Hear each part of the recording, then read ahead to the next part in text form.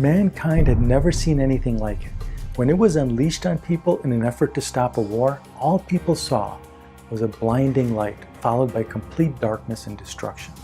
It was August 6, 1945. It was the most powerful weapon ever created by mankind.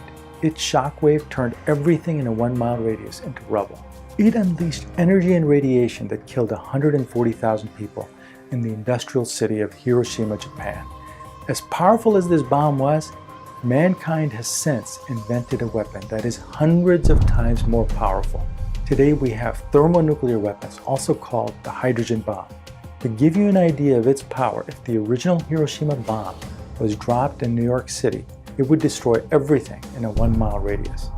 But if a hydrogen bomb was dropped there, heaven forbid, it would not just destroy everything in a 1-mile radius, it would make into rubble everything in a 10-mile radius. This would be a total calamity. The world now has over 10,000 such bombs, capable of easily destroying every single person on our planet many times over. What makes these weapons so powerful? How do they actually work? That's coming up right now.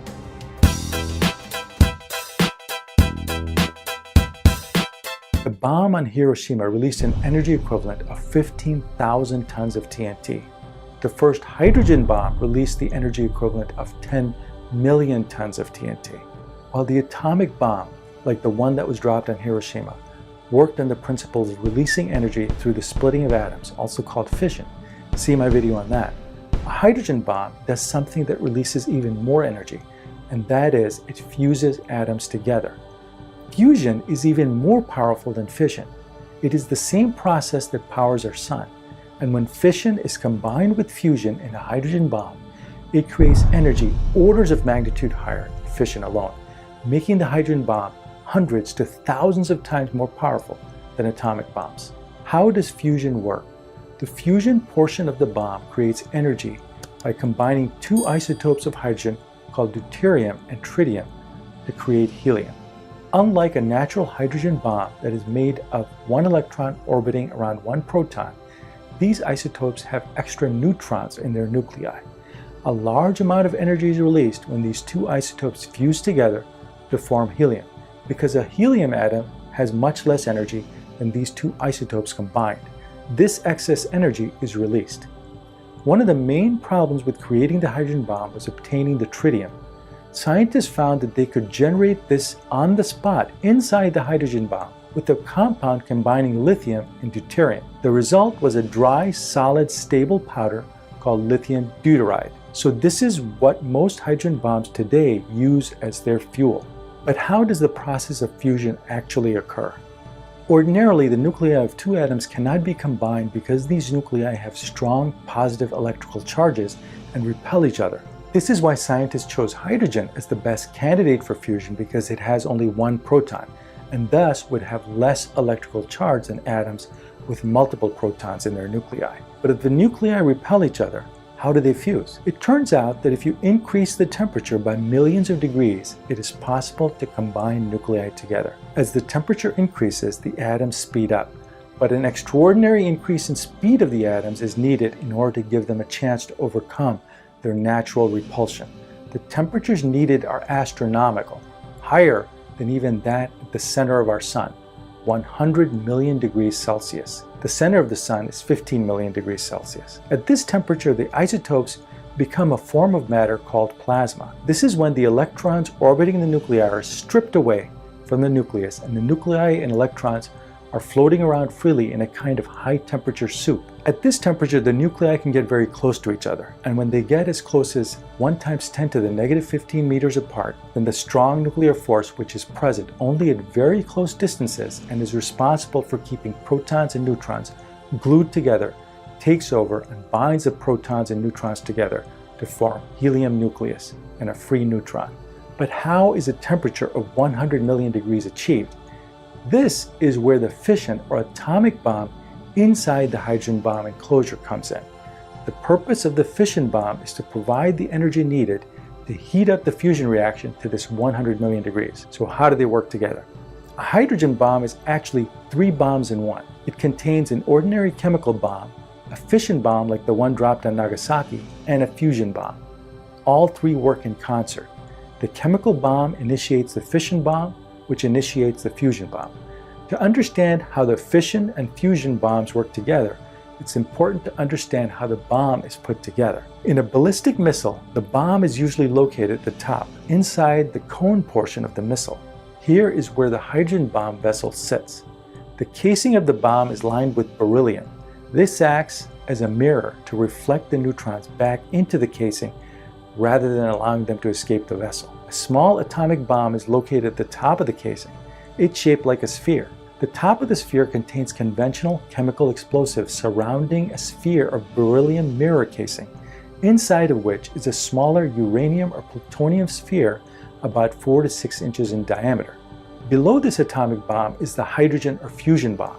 It consists of a cylinder made of uranium. The fuel for the fusion reaction, lithium deuteride, sits inside the cylinder, and at the core of the cylinder sits a rod of plutonium. In between the fission and fusion bombs is an encasing made of styrofoam. And here is how it all works together. First, the fission bomb is detonated by exploding conventional chemical bombs in sequence. This forces the sphere of plutonium-239 or uranium-235 to implode on itself. The implosion or compression of this material creates a critical mass, which results in a chain reaction of neutrons splitting atoms apart and creating more neutrons, which split more atoms apart. The chain reaction results in an atomic explosion. This fission explosion creates high-energy gamma rays and X-rays which heat up the styrofoam and turns it into plasma. This plasma reflects off the beryllium-lined walls and focuses its energy on the fusion cylinder. These X-rays travel at the speed of light, so they can reach the hydrogen fuel sooner than the physical shock wave from the atomic bomb. This is important because if the shock wave reached there first, then the fusion bomb would be blown apart before it could create fusion reactions. The heat and pressure of the plasma compresses the fusion cylinder, causing the lithium deuteride to react. This releases tritium. The tritium and deuterium fuse to form helium and more neutrons. The neutrons cause the uranium casing and plutonium rod to undergo more fission reactions. This causes more pressure on the lithium deuteride, not only from the outside in, but also from the inside out. This produces more fusion and releases more neutrons, which causes more fission. This positive feedback loop of fission, fusion reactions goes back and forth until a huge explosion occurs, ripping everything apart. Amazingly, all these events happen in only about 600 billionths of a second. 550 billionths of a second for the fission bomb implosion, and 50 billionths of a second for the fusion bomb. The result is an immense explosion with a 10 million ton yield, 700 times more powerful than the Hiroshima bomb. And where does all this energy actually come from? Well, if you could weigh all the atoms of the fuel before the explosion and all the atoms released after the fusion, the sum of all atoms after the explosion would be less than the sum of all the atoms before the explosion. This difference in mass is converted to energy using Einstein's famous equation, E equals mc squared.